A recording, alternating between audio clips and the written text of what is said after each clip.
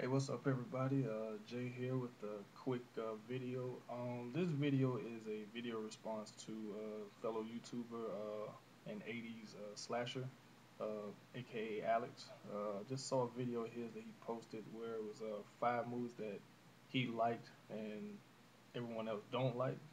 And I kind of, and surprisingly enough, I actually like most of those movies that he talked about. I'm gonna post his channel link down below, so anybody who don't know who he is or whatever, check him out, check out his videos, even check out this one that I'm posting about. But it got me thinking about 5 movies that I like that that you don't like.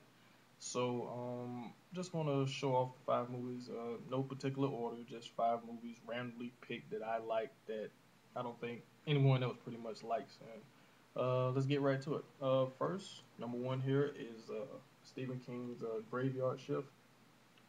This movie is it's a bad movie, but at the same time, I just love this movie so much. Um, I've loved it ever since I seen it when I was a kid, and over the years, I've just every time it's come on TV or whatever, I watch it. And even though I own it, I still watch it even when it comes on TV. Sometimes I just love this movie for, I guess, because of how cheesy it is, but at the same time, um, I don't know. I just like the sheer it's kind of hard to describe, really. I mean, I know I did a movie review of this some time back, so get a chance, anybody, go and check out that review I did about the movie. But um, I just like this movie. What's his name? Brad Dourif. Everyone knows that the voice of Chucky is in this movie as the exterminator, who unfortunately doesn't have a lot of screen time in this movie, but the screen time that he does have, he actually is just great in this movie. Too bad he had an unfortunate, his character had an unfortunate kill in the movie. His death was kind of stupid in a way, but that so I kind of have gripes with this movie, but at the same time, I just love this movie for how cheesy and over the top some of the acting is, and also Andrew Devos, who plays who probably best known as being a Wishmaster in the first two Wishmaster movies. He's also in this movie. Um, but at the same time, like I say, it's just a really great movie that I love to watch from time to time and everything like that. So once again, Graveyard Shift at number one. Number two is Alien 3.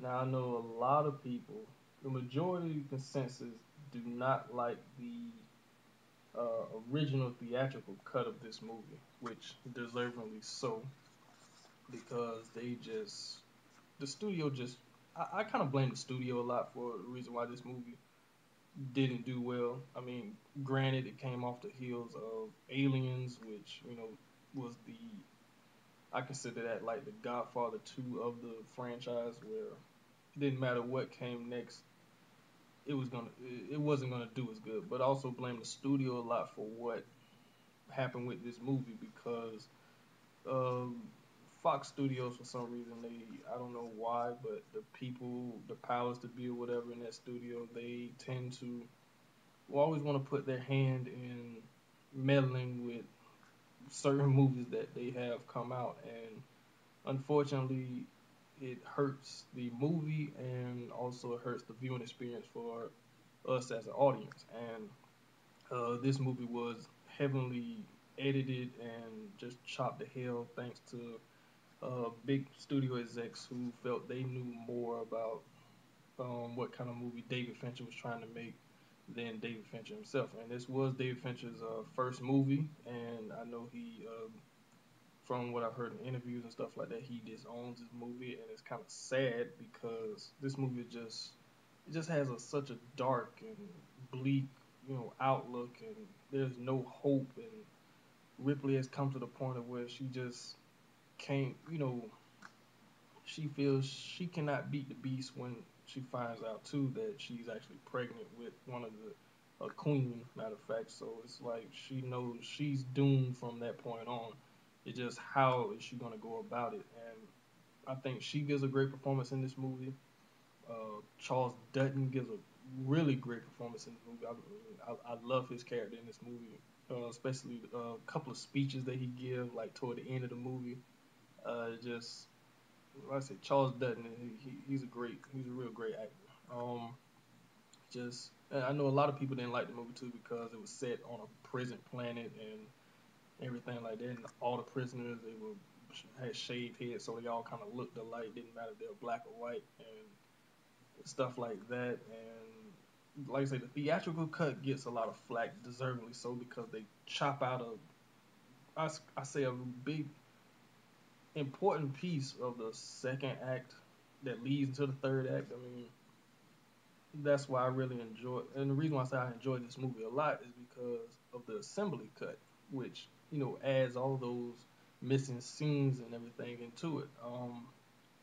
So like I said, it's kind of double-edged sword. This movie, where I mean, a lot of people don't like it because of the fact it came off the heels of Aliens, but also the fact that they've only seen a lot of people only seen the theatrical cut. I think if anyone who's only seen the theatrical cut should watch the assembly cut and kind of judge it based more off of that, because that is what David Fincher was really going for with that movie. And like I say, it's just a great movie to watch in my opinion. I watched this one a lot too, from time to time. So that's number two, Alien 3.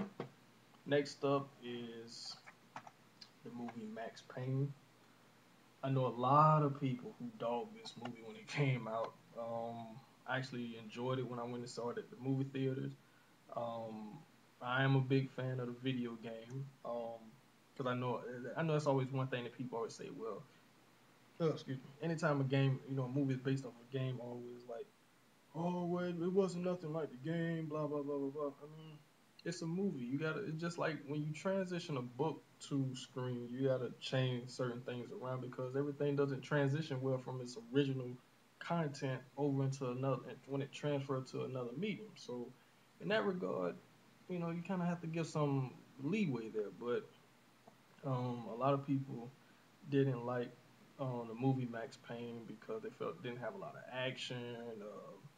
There's only like what maybe two or three big like action sequences throughout the whole movie, which I don't mind. I mean, because it is a film noir type of movie. I thought Mark Wahlberg was good as Max Payne. He, kind of balanced that whole tortured soul kind of character and everything. Um, it was kind of interesting the fact that they had Ludacris play Jim Revere, because actually the character is supposed to be a lot older. So I was kind of, I think maybe Bo Bridges should have played that part, but that's my only kind of real gripe with this movie, and also the fact about the flying Valkyrie, the demons or whatever. When you really think about the context, nobody else sees it except for the people that's on the Valkyrie. So when they're, that kind of is understandable with what they was going with this movie. So I mean, whatever. But like I said, I like Max Payne, and I know a lot of people who don't like Max Payne. So number three, Max Payne. Next is a movie that I used to hate to death until actually, I said I'm gonna sit down and watch this movie and give it a open-minded viewing, and also watched it with the commentary to listen to the director talk about it more to fully understand where they were trying to go with this movie. Sometimes you have to see, you have to listen to people to understand where they were going with their vision in certain movies. And this is a movie that I used to hate to death that I actually enjoy now, and that is Halloween 2, directed by Rob Zombie. Now, his first Halloween was, a lot of people wasn't too happy about it, me being included, because I am such a diehard fan of John Carpenter's Halloween that I was not happy the fact that they was remaking it and everything, but I still went and saw it, and I judged it. The first part was good because it showed a different side to the character of Michael Myers and everything like that. And then the second act, I kind of have a love hate because it's almost, in some scenes, kind of shot for shot of the original Halloween, but at the same time, like I say, he put his own twist into the characters and everything like that. So when Halloween 2 came out, I was thinking, okay, well maybe it's gonna be like the original Halloween 2, where it picks up right where the first one left off and everything like that. Even though it didn't do that, um, it's an interesting movie, Halloween 2. Well, Rob Zombie's Halloween 2, because he kind of changed Michael a lot. He actually kind of changed all the characters a lot around. It, the girl that plays Laurie Strode, Scout Taylor Compton. Um, I was not a fan of hers in the first movie. I thought the character was too bitchy like, and But then again, I mean, it was set in modern times, and most teenage girls her age are kind of bitchy like. So, I mean, whatever. But Lori is supposed to be like the most innocent of the girls, and she's kind of not so innocent, you know. But like I say, watching this movie and listening to Rob talk about, you know, the ideas of what he was trying to portray with this movie, I kind of gave it a whole new light, and I actually enjoy it now. I didn't. The biggest thing I did not like about Halloween 2 is what he did with Sam Loomis' character. It made him more of like a corporate stooge or whatever who was just out to make money and stuff like that off of what happened, when Loomis is not supposed to be like that. Loomis is he's basically our guide through through the Halloween movies, at least in the original series. Dr. Loomis was the audience's, I say, guide through into the mind of what Michael Myers was. And then with Halloween 2, he made him more of a, like I said, a corporate type of money hungry, you know, just greedy kind of guy or whatever. And that's one thing I did not like about this movie. But other than that, like I said, I enjoy it for what it is. And the ending is kind of sad now. Like I say, after watching Rob Zombie talk about it, the ending is kind of sad. So, like I say, Halloween 2, number 4. And then last but not least is Friday the 13th, Part 5, The New Beginning. Now, it's all said in the title. It's called A New Beginning. So, anyone who thought they were getting. Well, okay, I will say this. They did misconstrue the fact that the real Jason Voorhees is not in this movie, because anyone who's seen Friday the 13th, Part 4, the final chapter, knows that he was killed at the end. Okay? So, the fact that they made another Friday the 13th movie with the way they portrayed it as that it was Jason Voorhees doing the killing, and then when you come to find out at the end, it's really not.